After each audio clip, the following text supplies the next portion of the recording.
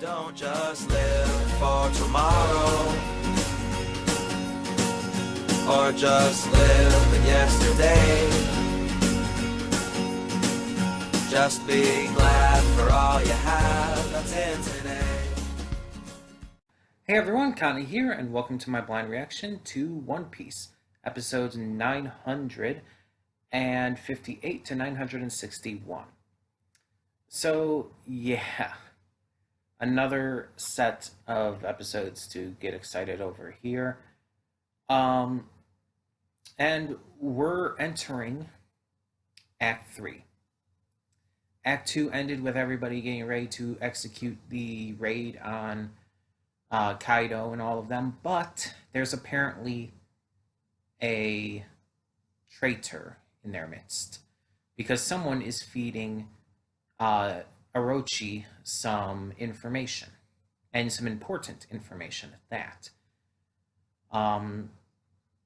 So this raid, which presumably is going to start off Act 3 now that we got through the kind of between act little checkup on what's going on with the rest of the world.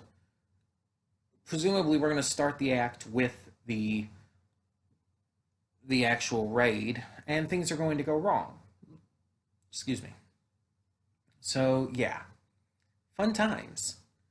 But otherwise I don't know what else to expect going forward with this. We'll have to see where this goes and what else happens. So I don't really have much of anything else to say going into this. I'm just really excited to get to it. So we're just going to do so. When the screen fades black, pause this redirect and go to the description below. Follow the link to the reaction, and after you watch it, come back here to the redirect and resume play. Because after it fades to black and then fades back in, everything from that point forward will be my afterthoughts and will contain spoilers to the episodes. So, that being said, thank you so much for tuning in, and I will see you at the reaction. And we are back, and we'll begin with spoilers in 3, 2, 1, now.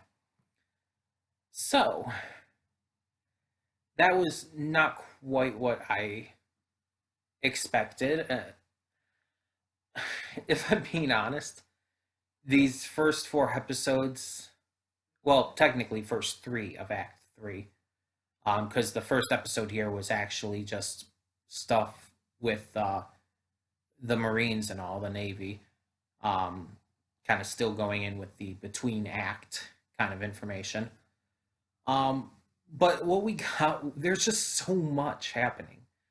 There's so many different things to take in these episodes, and it's like, it's just a lot to cover. So in the modern day, in the current day, because of Orochi having found out everything through whoever the traitor is, we have the plan kind of going up in smoke. Everything is going wrong. Orochi has taken down all the bridges, so no one is able to get to the rendezvous point, and even attacked and presumably destroyed Sunny, though it's very unlikely that Sunny was actually destroyed. Either way, this is bad news. The samurai are now heading alone to Onigashima, which is just a stupid decision, but it's really, they don't really have much of a choice. So there's really no good option here. I can't blame them, but at the same time I can't agree with their decision, so it's tough. And then let's talk about the stuff before Act 3, the rest of the Marine stuff. So we learned that Kaido and Big Mom, along with Whitebeard, used to be members of this group called the Rocks Pirates, led by Roxy Zebek. The Rocks Pirates were a temporary pirate group who joined forces for a single goal. And we don't really know what that goal is, but they were basically terrorist levels of anti-government. They were seen as one of the worst groups to exist, basically, to the point where Garp had to work alongside Roger himself to take them down. We also got a brief glimpse during this at Kozuki Oden, having been traveling with Roger for a time, but also planning to free Wano from the constrictive restraints that it had. And now let's actually talk about Odin. So we actually get to meet Odin properly now. Throughout these episodes, we get a flashback to how Odin met and started working with his retainers, the Akazaya samurai. And we're seeing all these characters introduced throughout these different situations. Kinemon is obviously given much more focus because, let's be honest, he's kind of the biggest deal out of the group. He always has been since he was introduced back in Punk Hazard. Outside of maybe Momonosuke, he's definitely the leader of the samurai, and so it makes sense that he would be given the most attention. We find out that he and Otsuru were childhood friends who clearly had feelings for each other, but that Kinemon was a troublemaker. He would steal money and gamble it away trying to make more. He did this constantly, stealing even from Otsuru, who would very violently threaten him. It's amazing. She's great. But one day he ends up stealing this white boar from these other people, this baby white boar that he's going to sell for a platinum coin, which is worth a lot. It's basically the big bucks. However, the mother of the baby boar ends up coming to the flower capital, having followed the scent, and destroying everything after having already attacked the bandits that Kinemon stole the baby boar from in the first place, as well as Otsuru, and swallowed them whole. So, while attacking the capital, Kinemon tries to make right, but Odin ends up having to step in and slices the boar right in half. And I could see some people maybe being upset by this, and seen as Odin's not necessarily a hero in this situation, because it's like the mama boar just wanted to find her baby. But at the same time, it's like he was protecting the capital by stopping the rampaging boar. And there's no guarantee that giving the baby back would have stopped the attack. So he honestly, in my eyes, did what he needed to do in order to protect the capital. It's really surprising that no one died, though. That is kind of unbelievable. They even called it miraculous. So, yeah, it was pretty miraculous. Especially since he was eating a bunch of people. We saw a bunch of people being eaten. The destruction just caused from the mother being, rampaging throughout the town. It's like, you would think someone would have died, but no. But through this, Kinemon and another young samurai in training, I guess, Denjiro, who we've heard about, he's the other member of the Akazaya samurai who we haven't met yet. They end up following Odin. I don't know why his name escaped me for a second there. They end up following Odin after he's disavowed by his father, who is the current shogun. So they follow him as he goes along his journey. We see a young Orochi who is very clearly still just as much of a snake. It was clear that he was lying. We see Yasui again in the past. We've seen Yasui before in a flashback, so but we see it again. And we get to see how the others join. We see Kiku joining with her brother Izo, who I swear I thought I recognized that name.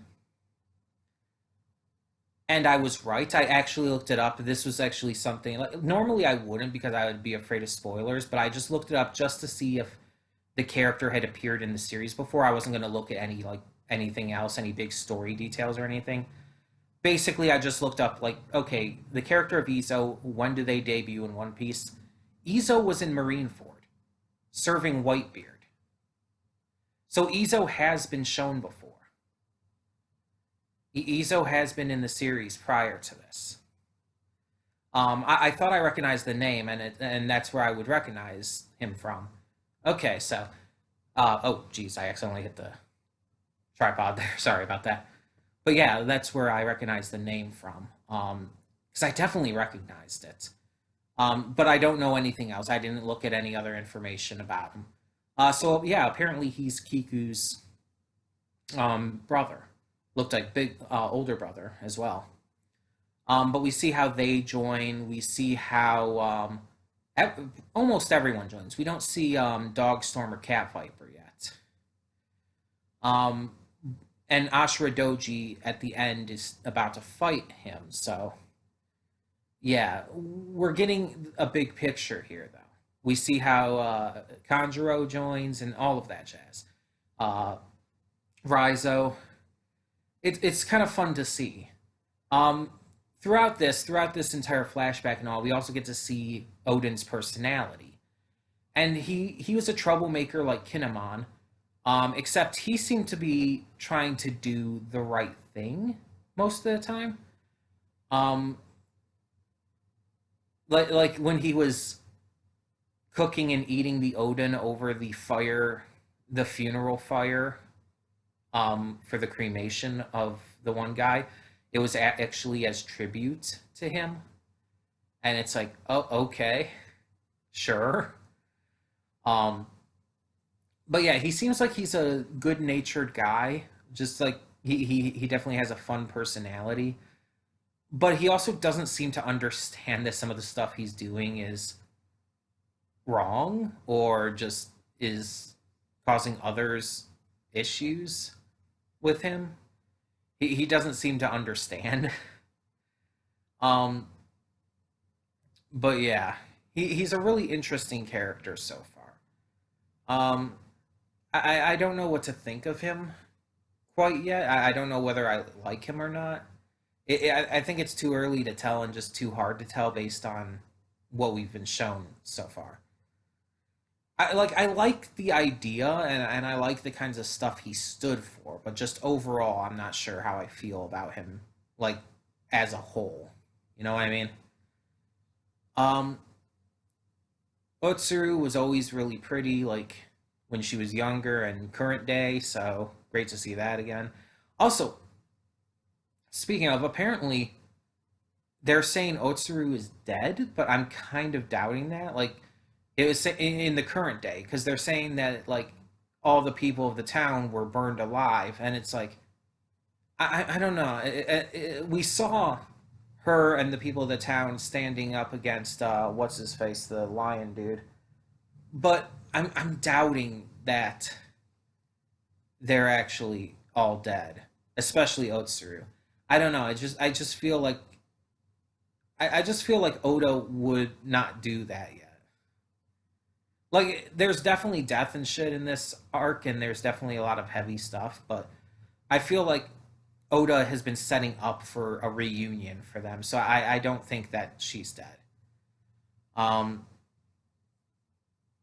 I just feel like that would be a little much, honestly. But I mean, hey, maybe I'm wrong. Maybe she is dead. I feel like that would really be kind of a dick move doing that off camera, off screen, but still. Um, we'll see. But yeah, so we got some interesting stuff here for sure. Um, Probably the most interesting thing about all of this was in the first episode the stuff with the Rocks pirates and finding out that multiple emperors of the sea, even Whitebeard, who's a former emperor, all served under this guy who carried the will of D. Like that's kind of a big deal, and I'm really interested to see or hear more about that. In fact, I kind of wish we had seen that fight with Garp and Roger taking them on. That would have been really cool. Instead, we just don't. We just don't see it at all. Instead, we get some flashbacks into some other stuff. We do see a little bit of Roger during one of the flashbacks, though, and he is like Luffy is just like him. Like seriously, their personalities are practically the same. Seeing him fight with Crocus, whose name I do remember now, by the way, was great as well. Um, I'm always good for seeing Crocus have a little more expanded onto him. Since we saw him at Reverse Mountain, and we got to see a younger Rayleigh as well. So there's been a lot of cool stuff shown, and I hope we get to see more of all of it. And I'm assuming we will, because again, the opening still shows a lot of stuff that would have to happen in these flashbacks and all. So there's still a lot that we've yet to be shown. I'm excited though. Like we're getting into some interesting stuff here, but I do really want to get back into more of the actual content of the current day. With this raid and everything that's going wrong. Like I like getting all this flashback and information, but I want to see the current day stuff too, especially considering how big of a deal it was. I was thinking that the flashback stuff, because again, it was obvious from the opening that was going to be happening. I was figuring that would be coming after the raid, but I guess it's all kind of like being shown at the same time. Like I don't know, it just feels weird to me that it's structured like that. I mean, Oda has a plan for it though, and I'm trusting him on this. So hopefully it all works out, and hopefully it goes well. But tell me in the comments below what you thought of these episodes of One Piece, and thank you so much for tuning in. For now, I'm Connie, and I'm signing off. See y'all next time.